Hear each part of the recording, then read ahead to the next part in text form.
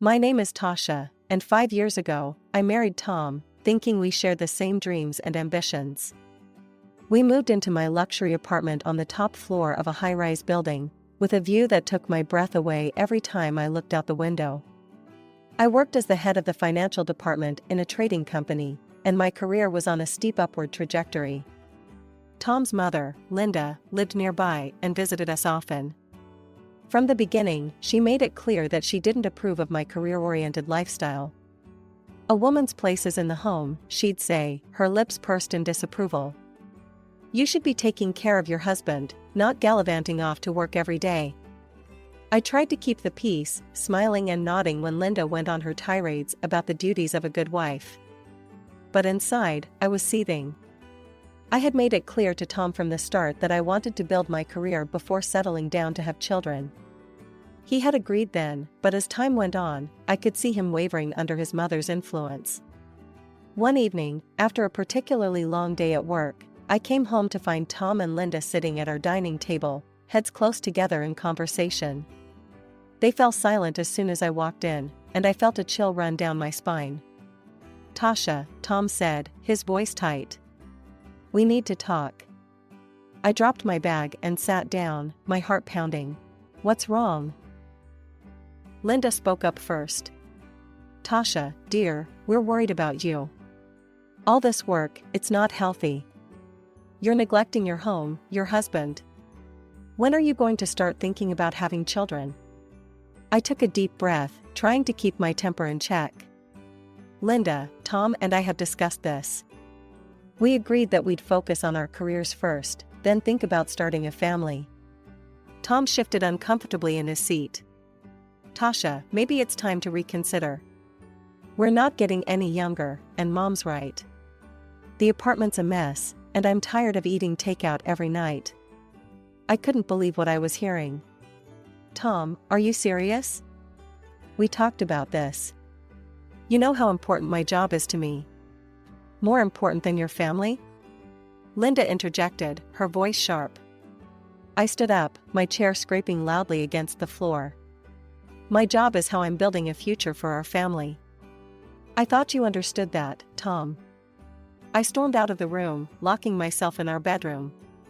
As I lay on the bed, staring at the ceiling, I couldn't shake the feeling that this was just the beginning of my troubles. Little did I know how right I was. The next morning, I left for work before Tom woke up. As I rode the elevator down to the lobby, I made a promise to myself. I wouldn't let anyone, not even my husband, derail my ambitions.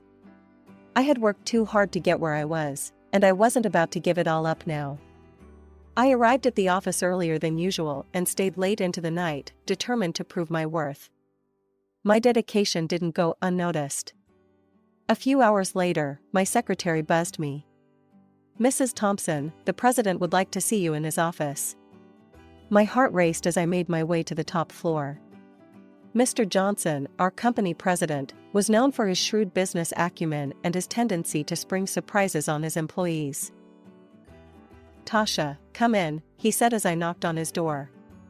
"Have a seat." I perched on the edge of the leather chair across from his desk, my hands clasped tightly in my lap. "I've been watching your work closely," Mr. Johnson began, his face unreadable. "And I must say, I'm impressed." I let out a breath I didn't realize I'd been holding. "Thank you, sir." He leaned forward, his eyes intense. "We're expanding, Tasha. Merging with a large company from another city. It's a big move, and we need our best people on it." My pulse quickened. Was this going where I thought it was? "I'm planning to promote you," he continued. "Head of a new department. But I won't lie to you, Tasha. It's going to be tough. You'll have to work harder than you've ever worked before. Are you up for it?" I thought about Tom and Linda, about their expectations of me. Then I thought about all the late nights I'd spent poring over financial reports, the satisfaction I felt when a project came together perfectly. "Absolutely, sir," I said firmly. "And I accept. I won't let you down." As I left Mr. Johnson's office, I felt like I was walking on air. This was what I'd been working towards all these years. I couldn't wait to share the news with Tom. Surely, when he saw how successful I was becoming, he'd understand why my career was so important to me. On my way home, I stopped at our favorite restaurant and ordered all of Tom's favorite dishes. I picked up a bottle of champagne and a bouquet of roses. This was cause for celebration, and I was determined to make it special. I juggled the bags as I unlocked our apartment door. "Tom?" I called out. "I'm home. And I've got a surprise." I found him in the living room, sprawled on the couch, the TV blaring. He barely looked up as I entered. "Tom, you won't believe what happened today," I said, my excitement bubbling over. "I'm getting promoted. Head of a new department. Isn't that amazing?" Tom muted the TV and turned to face me, his expression far from the joy I'd expected. "So, you'll be working even more now, is that it?" I felt my smile falter. "Well, yes, but think about what this means for us. We'll be able to afford that big house we've always talked about. Regular trips around the world. Our future is set." Tom stood up abruptly. "Our future? What future, Tasha? You're never home as it is. When was the last time we had dinner together? When was the last time we even had a real conversation?" I gestured helplessly at the bags I'd brought home. "That's why I brought dinner. I thought we could celebrate." "Celebrate what?" Tom's voice rose. "Celebrate you abandoning our marriage for your job? Celebrate the fact that I married a woman who cares more about her career than having a family?" I felt tears pricking at my eyes. "I thought you'd be happy for me," I whispered. Tom's face softened for a moment, then hardened again. "I can't do this anymore, Tasha. Something has to change." With that, he stormed off to his office, slamming the door behind him. I stood in the middle of our living room, surrounded by the trappings of the celebration that would never happen, feeling more alone than I ever had in my life. As I mechanically put away the food and poured myself a glass of champagne, I couldn't help but wonder, was this the price of success? And if it was I willing to pay it? One evening, as I was leaving the office, I had an idea. I'd hire a housekeeper. Someone to clean the apartment and cook meals. It would solve Tom's complaints about the messy apartment and lack of home-cooked food. Satisfied with my solution, I made the necessary arrangements. 2 weeks later, I came home to find the apartment spotless, the air filled with the aroma of a home-cooked meal. I smiled to myself, certain that Tom would be pleased. I heard the front door open and close. "Tom?" I called out. "I'm home. And dinner's ready." He walked into the kitchen, his eyes darting around the clean space. "What's all this?" "I hired a housekeeper," I explained, unable to keep the pride out of my voice. "She cleans and cooks. I thought it would make things easier for both of us." Instead of the gratitude I expected, Tom's face clouded over. "So, this is your solution? Hire someone else to do your job?" "That's not fair," I protested. "I'm trying to find a balance." "Balance?" Tom laughed bitterly. "Is that what you call this? Tell me, Tasha, now that you've found a replacement for yourself in the kitchen, are you going to find a replacement for yourself in our bed too?" I recoiled as if he'd slapped me. "How dare you?" I hissed. "I've done nothing but try to make our life better, and this is how you react." Tom turned away. "I'm going out. Don't wait up." The door slammed behind him, leaving me alone in the immaculate kitchen, the untouched dinner growing cold on the table. Over the next few days, Tom and I barely spoke. I buried myself in work, focusing on the upcoming merger. It was easier to deal with spreadsheets and financial projections than the mess my personal life had become. Then, one rare Saturday when I didn't have to go into the office, I decided to make an effort. I spent the morning cooking Tom's favorite meals, set the table with our best china, and even put on the dress he'd bought me for our last anniversary. When Tom came home, I was waiting with a smile. "I thought we could have a nice dinner together," I said, trying to keep my voice light. "Just the two of us." Tom looked at me for a long moment, then nodded silently.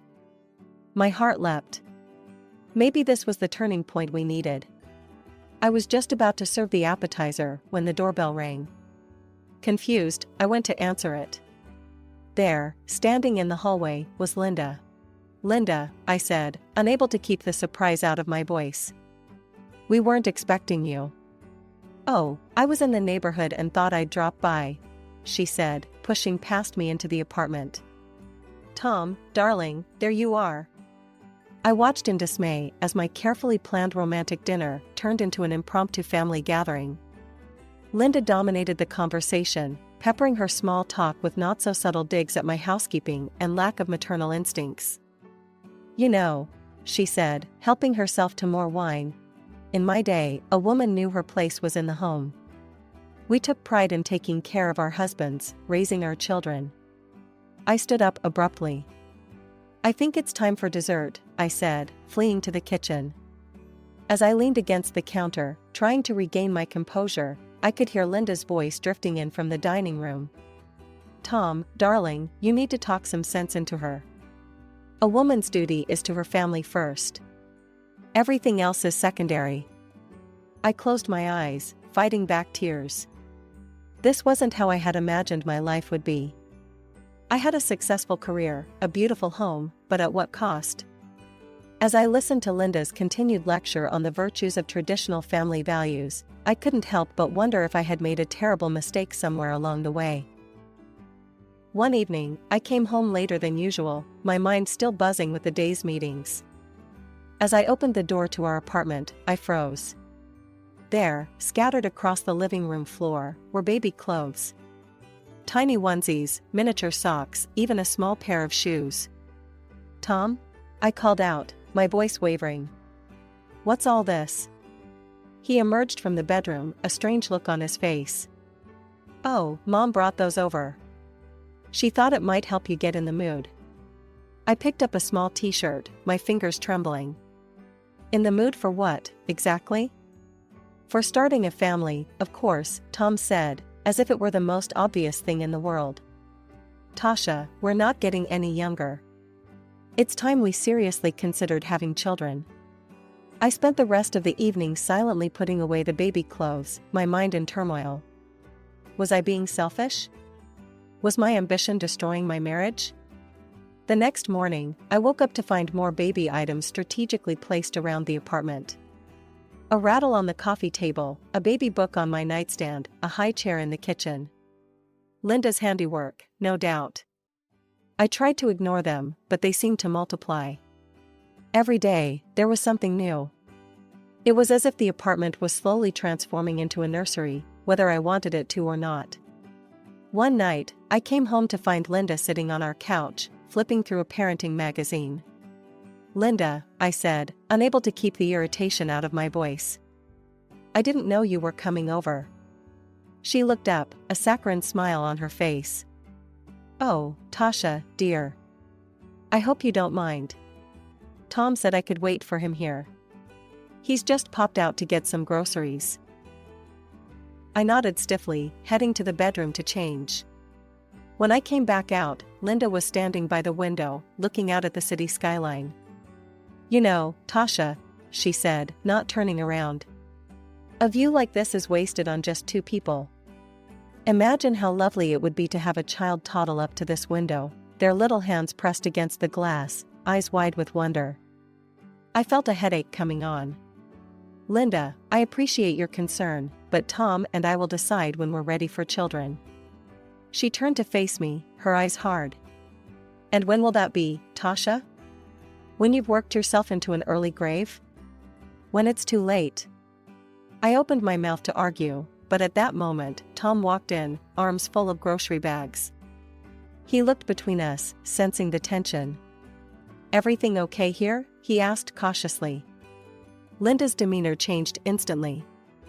"Oh, everything's fine, darling. I was just having a little chat with Tasha about family planning." Tom's eyes lit up. "Really? That's great. I knew you'd come around, Tasha." I felt cornered, outnumbered. I need some air," I mumbled, grabbing my coat and rushing out of the apartment. A few weeks later, I stumbled through the front door, exhausted from another long day at work. The sight that greeted me stopped me in my tracks. There, padding around our living room in fluffy pink pajamas, was Linda. "What's going on here?" I demanded, my voice rising with each word. Tom emerged from the kitchen, a defiant look on his face. "I've decided that Mom is going to live with us. You're always at work, always away from home. I'm tired of being alone." I couldn't believe what I was hearing. "You decided? Without even discussing it with me? When are you ever here to discuss anything?" Tom shot back. I turned to Linda, who was watching our exchange with a smug smile. "You can't stay here. This is my home." Tom's face darkened. "If you're not happy with this arrangement, you can get out." I felt like I'd been slapped. "Excuse me? I bought this apartment before we even got married. It's registered in my name. You can't kick me out of my own home." Linda stood up, her face twisted with anger. She took a threatening step towards me. "Now listen here, you ungrateful." I held up a hand, stopping her in her tracks. "Don't come any closer, Linda. If you lay a hand on me, I'll call the police." Linda's face crumpled. She collapsed onto the sofa, clutching her chest dramatically. "Oh, Tom," she wailed. "Did you hear that? She threatened to call the police on me." "Your own wife, threatening your mother? Oh, how she's hardened. That awful job of hers has turned her into a monster." Tom rushed to his mother's side, shooting me a venomous look. "How could you, Tasha? Your own mother-in-law." I couldn't take it anymore. Without another word, I stormed off to the guest bedroom, locking the door behind me. I spent a restless night tossing and turning, my mind racing with the absurdity of the situation. The next morning, I was awakened by my phone ringing. It was Mr. Johnson, my boss. "Tasha, I need you on a plane today," he said without preamble. "We're ready to move forward with the merger. I need you in Chicago ASAP." I've never packed so quickly in my life. As I wheeled my suitcase to the front door, I was met with the stony faces of Tom and Linda. "I have to go on a business trip," I said, my voice cold. "It's for the merger. I'll be back soon." Tom's lip curled. "Don't bother coming back at all." The flight to Chicago was a blur. I threw myself into work, grateful for the distraction. The merger negotiations were intense, requiring all of my focus and energy. But in the quiet moments, when I was alone in my hotel room, the reality of my situation came crashing down. After a grueling week of negotiations and sleepless nights, I finally returned home. As I stood outside my apartment door, suitcases at my feet, I felt a mix of exhaustion and anticipation. I just wanted to collapse into my own bed and forget about the world for a while. I inserted my key into the lock, but it wouldn't turn. Frowning, I tried again. Nothing. A cold feeling of dread washed over me as I realized what must have happened. I knocked on the door, my heart pounding. After a moment, it swung open. There stood Tom and Linda, both wearing casual house clothes, looking at me with a mixture of smugness and disdain. "Why doesn't my key work?" I asked, my voice barely above a whisper. Tom let out a harsh laugh. "I changed the locks," he said, his eyes glinting with malice.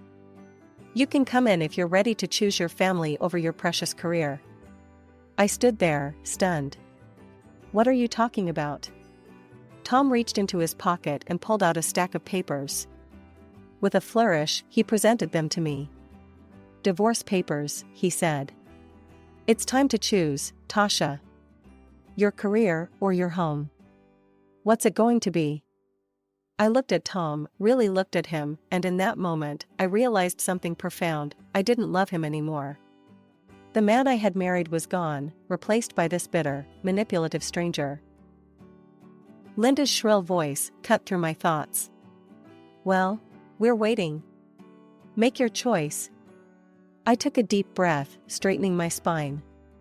"I choose my career," I said, my voice steady. "Because I don't have a family or a husband. Not anymore." Tom's face twisted with anger, but he thrust a pen at me.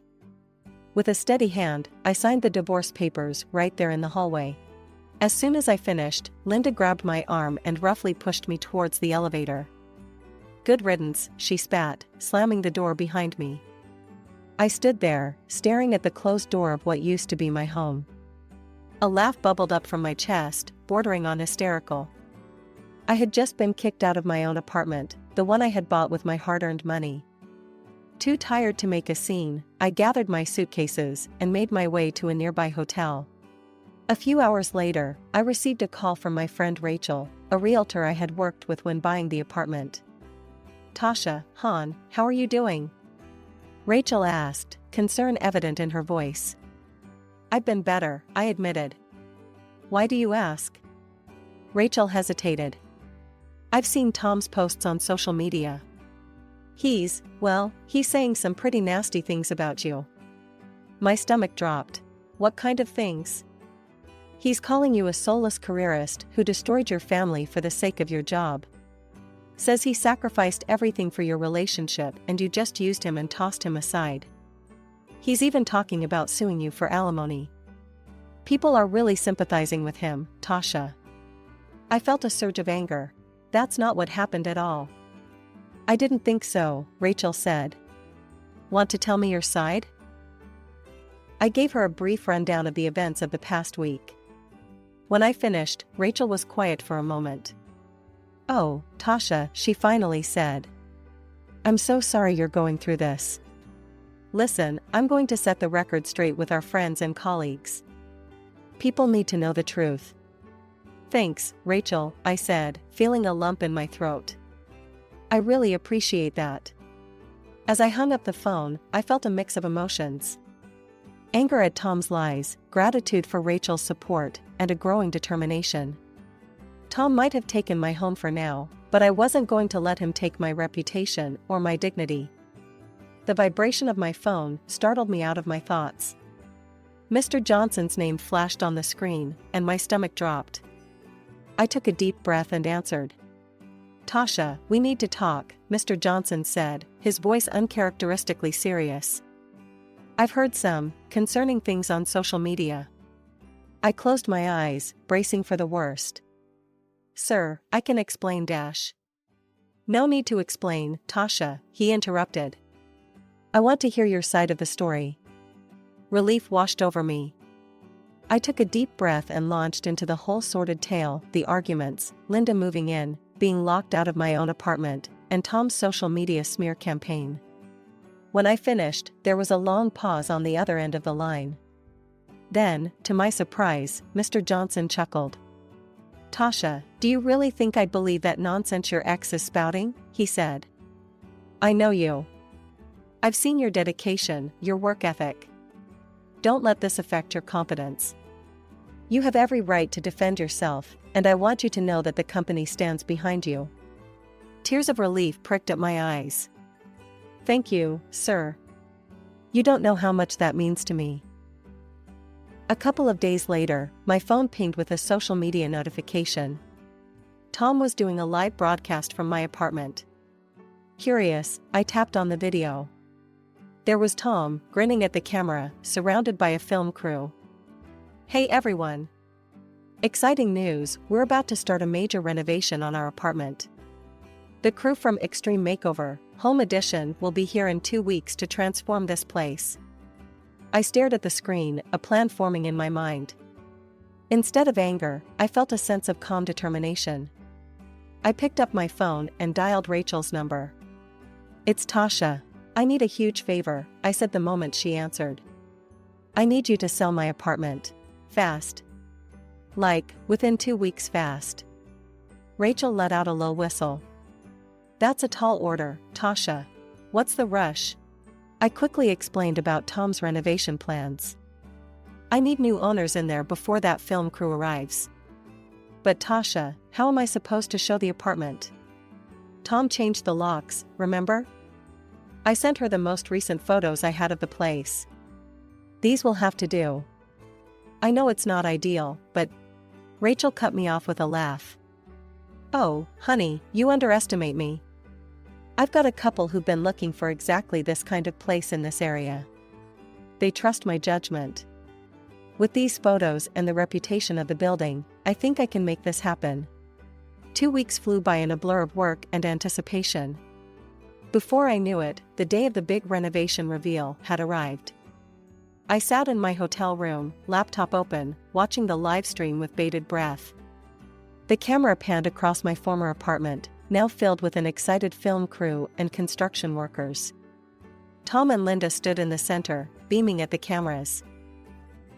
"We're so excited to start this renovation," Tom was saying, his arm around Linda's shoulders. "It's time for a fresh start, a new chapter in our lives."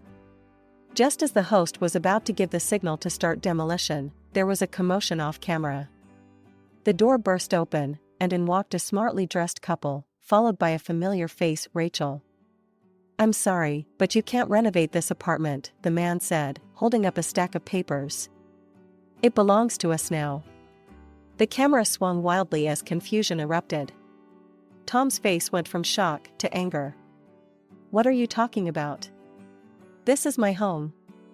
Rachel stepped forward, her voice calm but firm. "Actually, Tom, this apartment belonged to your ex-wife, Tasha.